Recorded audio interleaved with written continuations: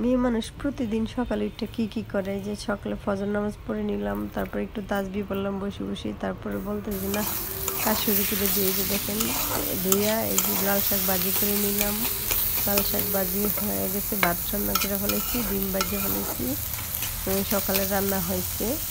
তারপরে এই যে দেখেন এই রুমে আমার এক বাচ্চা ঘুমাচ্ছে, ওই রুমে যে আরেক বাচ্চা ঘুমাচ্ছে, দুই বাচ্চা। এই যে 9টা বাজে আমার সাহেবে বিদায় হবে, তারপরে আমার কাজের পালা। এই যে দেখেন এখন মশারিগুলো গুছাবো, মশারিগুলো গুছানোর পরে এই যে রুমগুলো আগে গুছাবো, বিছনার চাদরগুলো গুছাবো আগে। বিছনার চাদরগুলো গুছানো হয়ে গেলে তারপরে এগুলা মুছামুছি করবো।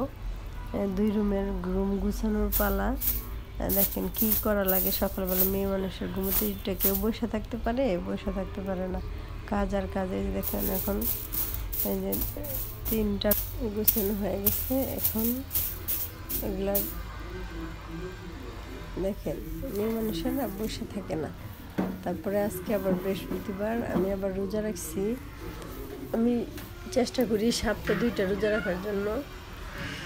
তারপরে একটা রোজা রাখি, একটা হলো রাখি সপ্তাহ। দুনিয়াতে আর কয়দিন বাঁচবো বলেন? আজ আছি কাল নাই, হিসাব দিয়ে তো কুল পাবো না, মরে গেলেই শেষ। এই দুনিয়াতে যে কদিন বসবাস করতেছি গুনাহ আর গুনাহ কামাচ্ছি। যে যতটুকু চেষ্টা করি আল্লাহর গুণগান গাইতে, সপ্তাহে 2টা রোজা রাখি। কত রোজা আমাদের মিস হয়ে গেছে। চেষ্টা করি সোমবার বৃহস্পতিবার রোজা রাখতে। আজকে বৃহস্পতিবার রোজা রাখছি। রাখার পরে দেখেন সকালবেলা উঠতেই শুরু হয়ে গেছে কাজ। এই যে মোছামুছি করার পালা, তারপরে ঝাড়ু দেওয়ার পালা, তারপরে প্লাবন্তরে গুছানো, খাওয়ানো, কাজ আর কাজ। মেয়ে মানুষের সংসার যেন মেয়ে মানুষকে ছাড়ে না। মেয়ে মানুষ ছাড়তে পারে কিন্তু সংসার মেয়ে মানুষকে ছাড়ে না। দেখেন এগুলো মোছামুছি করে নিলাম, বুঝতেছি। এখন সকালবেলা উঠেই দৌড়ের উপরে থাকতে হয়, যেহেতু 3টা ছেলে বাচ্চারা তো কোনো কাজই করে না। মেয়েরা হইলে তাও একটু মার সাথে হেল্প করে। ছেলে বাবুদের বললেও লাভ নাই, তারা তাদের মতো তাদের নিজের টেবিলে যে গুছাবে, বড় ছেলে 7-এ পড়ে, তার নিজের টেবিলেও গুছায় না। এই যে ঘরগুলো গুছানো হচ্ছে এখন।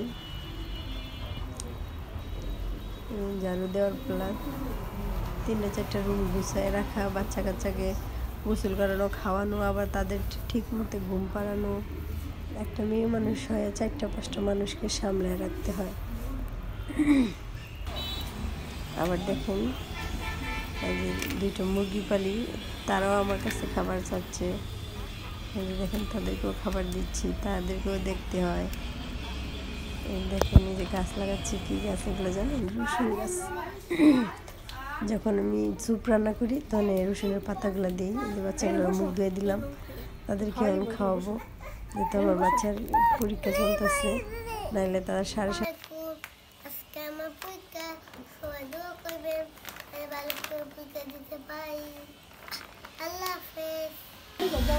তখন আমি নিয়ে যাবো, নিয়ে দিয়ে আসি। তারপর এসে আবার রান্না বান্নার পালা। আল্লাহ হাফেজ, ভালো থাকে।